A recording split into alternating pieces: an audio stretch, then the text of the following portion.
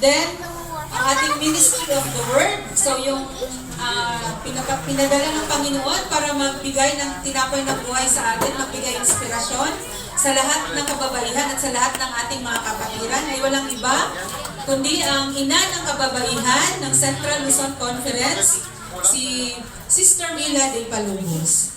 Then, susundan ito ng closing song ng ating praise team. Then, benediction ng ating speaker. Then, ang ating anthem of assurance na soon Jesus will return. So, ang program coordinator or elder of the month for the month of March ay walang iba, ang ating kapatid na elder na si Brother Hardy Quarter. So, tayo na po ay papasok sa ating pinaka taas na serbisyo sa umagang ito. According po sa Psalm 95, 1 and 2,